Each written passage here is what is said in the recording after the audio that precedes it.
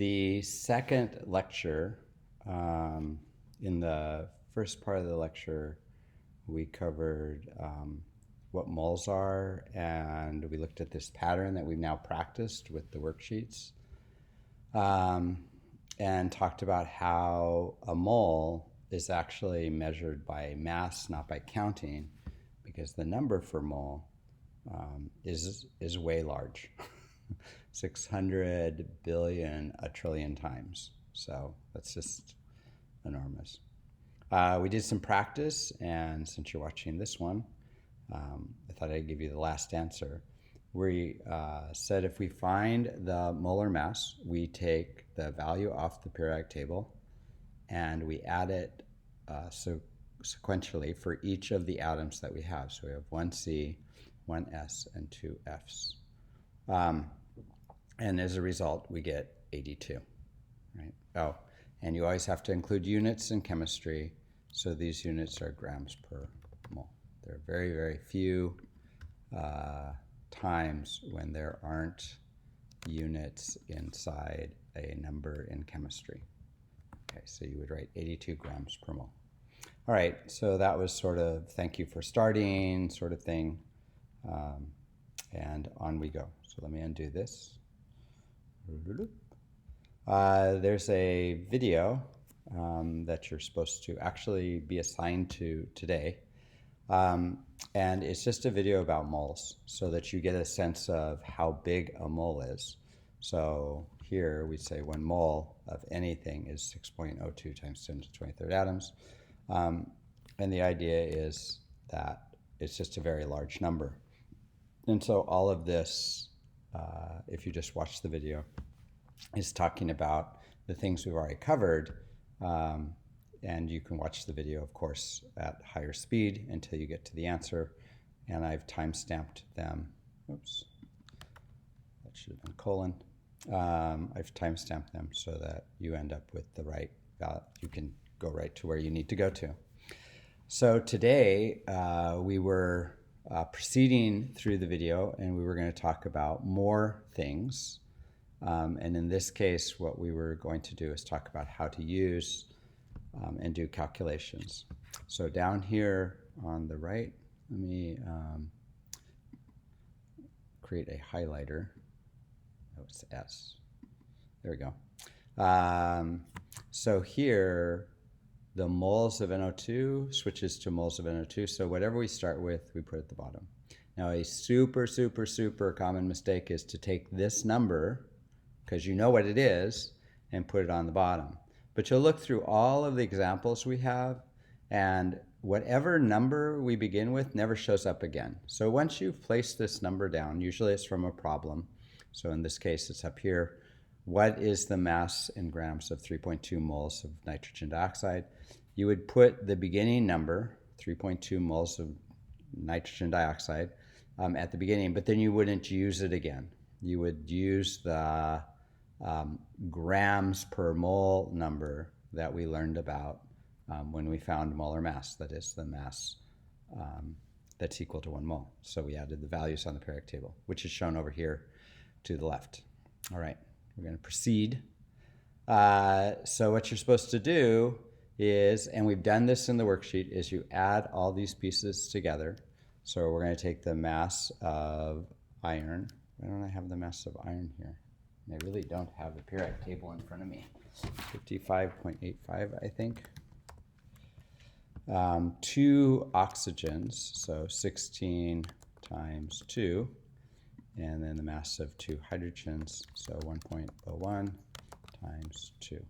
And then we'd add all those together. Hey Siri, what's 55.85 plus 16 times 2? I didn't get that. Could you restate the question? Hey Siri, what's 55.85 times 16.2 plus 1.01 times 2? I know I messed that up.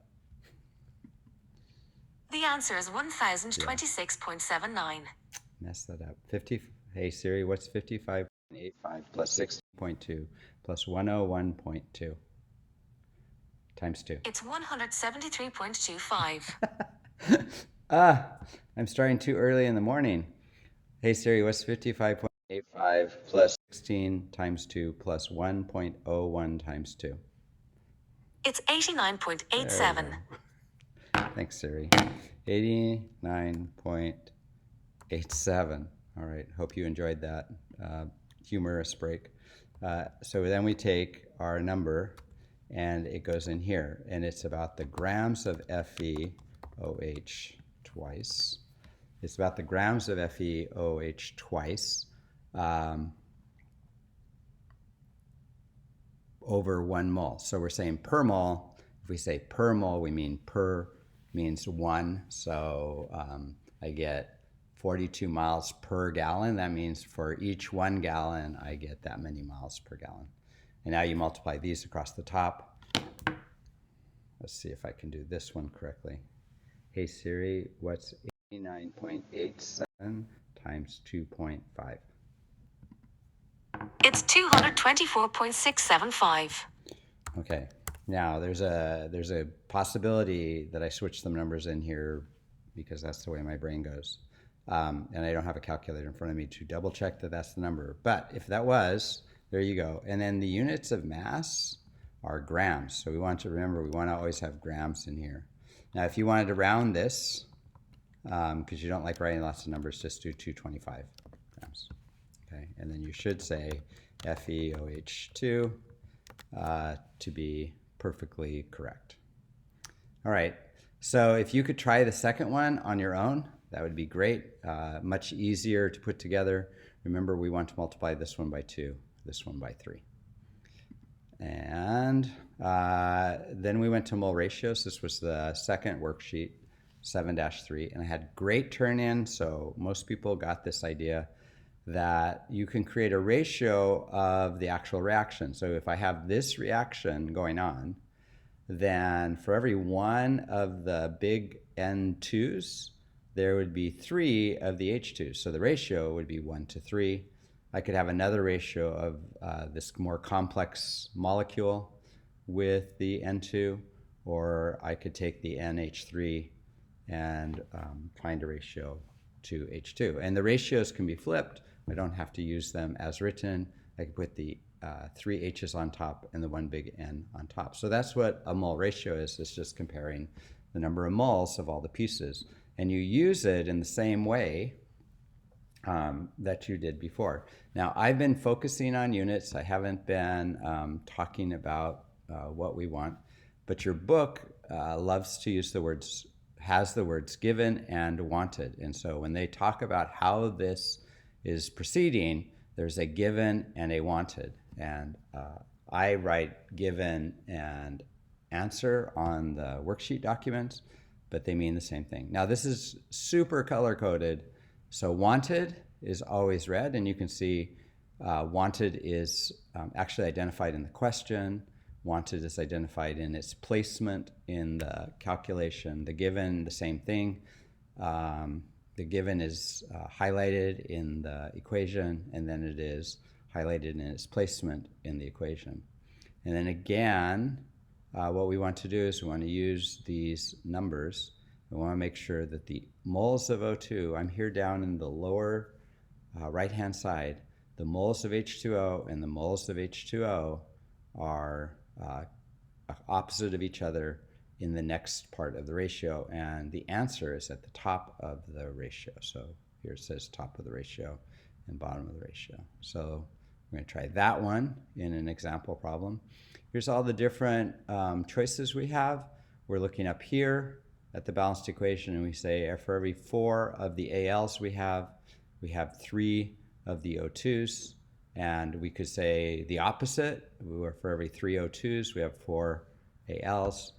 I gave another one, and then you have some other ones to fill in. So I've made comparisons between AL and O2. I started making comparisons of AL and AlO3, so you have to do one more right here. But I haven't made any comparisons between O2 and Al2O3, and you do that in these last two. You make a comparison of O2 and AlO3 down here in the last one. So I'm going to let you do that. And then what we're going to do is talk about how you set this up, and then you're going to go up and look at these ratios and figure out what numbers to put in here. And then once you have the numbers, I'll go ahead and tell you, I guess I'll tell you the answer, I don't know. So what do we want to do? We want to take this piece and we just want to move it down here. So moles of Al2O3. If you forget again how I'm doing that up and down thing, I'm using control or command comma, and that brings it down. And then I have to do it again to make it go back up to normal. What do I want to find? In this problem, I want to find moles of aluminum, and I've really set this up for you. So I have moles of aluminum here, and you want to do that. And then once you know what you have, you want to reset that up here, moles of aluminum. So I could have done a better job of color coding that when I assigned the slides. So which numbers would we use here? Think about it. Go look up at the ratios, or look at the balanced equation. And there are 4 moles in the balanced equation of Al, and there are 2 moles of the Al2O3. And so multiplying this by 4 and dividing by 2 will double that number. So I'll end up with 7.4 moles of Al. All right, so now what we've done is we have covered how to do those conversions on the slideshow.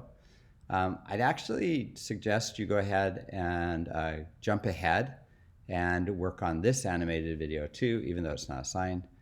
It's the next piece. It's where we're going. And so if you have time today, you should do that.